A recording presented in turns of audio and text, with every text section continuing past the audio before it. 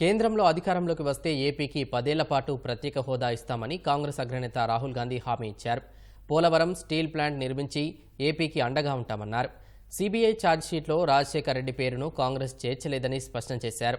ఈ సభలో పాల్గొన్న పీసీసీ అధ్యక్షురాలు షర్మిలారెడ్డి జగన్ పాలనపై తీవ్రస్థాయిలో విరుచుకుపడ్డారు. राजनीति में अलग अलग तरीके के रिश्ते होते हैं, राजनीतिक रिश्ते होते हैं, मगर पारिवारिक रिश्ते भी होते हैं।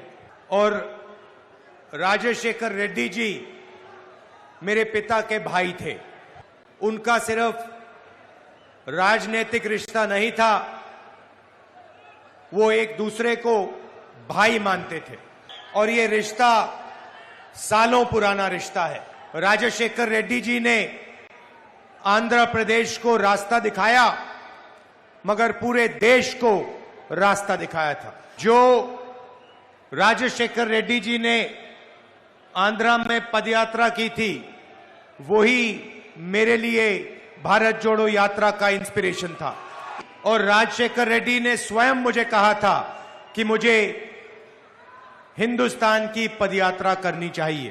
तो जब मेरे पिता नहीं रहे, तब राजशेखर रेड्डी जी ने मेरी भी मेंटरिंग की थी। उन्होंने मुझे बताया था कि जब हम पदयात्रा में जाते हैं, जनता के बीच में जाते हैं, तो जनता की समस्याएं, जनता का दर्द, जनता के सपने समझे जा सकते हैं। पदयात्रा में दूसरों का दर्द अपने दर्द को मिटा देता है। तो अगर मैंने हिंदुस्तान में भारत जोड़ो यात्रा की, नफरत के बाजार में मोहब्बत की दुकान खोली, तो ये इसमें राजशेखर रेड्डी जी की सोच थी। राजशेखर रेड्डी की जो पॉलिटिक्स थी, सोशल जस्टिस की पॉलिटिक्स, वेलफेयर की पॉलिटिक्स, जनता की पॉलिटिक्स आज आंध्र प्रदेश में नहीं रही। आज आंध्र प्रदेश में बदले की राजनीति चल रही है। राजशेखर रेड्डी दिल्ली में आंध्र की आवाज को रिप्रेजेंट करते थे। आज आंध्र प्रदेश को बीजेपी की बी टीम चलाती है। ఈ రోజు ఈ రాష్ట్రాన్ని బీజేపీ యొక్క బి టీం నడిపిస్తుంది। बीजेपी की बी टीम का मतलब B for Babu, J for Jagan, P for Pawan. Rajasekhar Reddy ji की आइडियोलॉजी, कांग्रेस की आइडियोलॉजी कभी भी बीजेपी के साथ नहीं खड़ी हो सकती थी, मगर जगन रेड्डी जी बीजेपी के खिलाफ कुछ नहीं कह पा रहे हैं। और सच्चाई है कि अगर जगन रेड्डी जी कहना भी चाहें, वो नहीं कह सकते हैं, क्योंकि भ्रष्टाचार के केस उन पर हैं। ఎందుకంటే क्या आपको स्पेशल स्टेटस मिला? क्या आपको पोलावरम प्रोजेक्ट मिला? कडप्पा स्टील प्लांट मिला? इसका कारण है कि आपकी जो सरकार है वो बीजेपी के सामने सिर झुका देती है। वो बोल ही नहीं सकते हैं, क्योंकि भ्रष्टाचार के जाल में वो फंसे हुए। अगर हमारी सरकार 2014 में आती, हम ये वायदे 2 दिन के अंदर पूरे करके दिखा देते। और मैं आपको कहना चाहता हूं, 2024 में हमारी सरकार आ रही है, और जैसे ही आएगी, हमारा काम जो आंध्र प्रदेश को वायदा किया गया था, उसको पूरा करना का होगा। आपको 10 साल का स्पेशल स्टेटस मिलेगा, पोलावरम प्रोजेक्ट मिलेगा, कडप्पा स्टील प्लांट मिलेगा, 100% गारंटी हम आपको दे रहे हैं। राजशेखर जी और कांग्रेस पार्टी एक है। कांग्रेस पार्टी राजशेखर रेड्डी में थी और राजशेखर रेड्डी कांग्रेस पार्टी में थे, और कांग्रेस पार्टी राजशेखर रेड्डी के खिलाफ कभी कुछ नहीं कर सकती है। ये जो सीबीआई का मामला था, ये बिल्कुल गलत था, और इसकी सच्चाई आज आपके सामने है। कांग्रेस पार्टी ने राजशेखर रेड्डी का नाम चार्जशीट में कभी नहीं डाला। ये नाम किसी और ने अपने फायदे के लिए डाला था।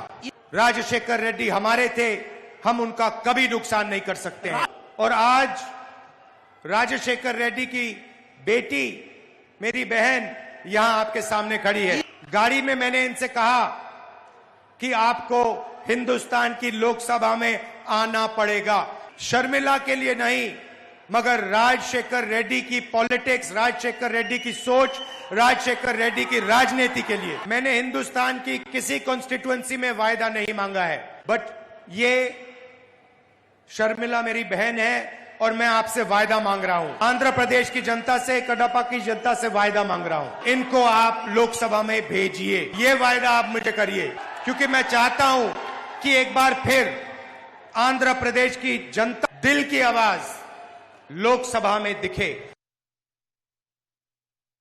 10 సంవత్సరాల రాష్ట్ర విభజన జరిగితే ఈ 10 సంవత్సరాలలో ఒక్కటంటే ఒక్క విభజన హామీ కూడా నెరవేర్చలేదు ఇప్పుడున్న పాలక పక్షమైన ప్రతిపక్షమైన బీజేపీ పార్టీ అయినా అదే బీజేపీ పార్టీకి పొత్తు పెట్టుకున్నాడు చంద్రబాబు గారు అదే బీజేపీ పార్టీతో తొత్తయ్యాడు జగన్మోహన్ రెడ్డి గారు ముఖ్యమంత్రిగా 5 సంవత్సరాలుగా ఉన్నారు మరి 5 సంవత్సరాలలో ఇచ్చిన ఒక్క వాగ్దానమైనా నిలబెట్టుకున్నాడా జగన్మోహన్ రెడ్డి గారు బీజేపీ పార్టీ మెడలు వంచి ప్రత్యేక హోదా తెస్తానన్నాడు జగన్మోహన్ రెడ్డి గారు వచ్చిందా అన్న హత్య చేసిన వాళ్ళను పక్కన పెట్టుకొని తిరుగుతున్నాడు జగన్మోహన్ రెడ్డి గారు సొంత చిన్నానను గొడ్డలితో 7 సార్లు హత్య చేసి నరికి చంపించారు అని సిబిఐ ఆరోపిస్తున్న అవినాష్ రెడ్డి గారిని 5 సంవత్సరాలు కాపాడమే కాకుండా మళ్ళీ అదే అవినాష్ రెడ్డి గారికి టికెట్ ఇచ్చాడు జగన్మోహన్ రెడ్డి గారు న్యాయమేనా అన్నా ఈరోజు రాజశేఖర రెడ్డి బిడ్డ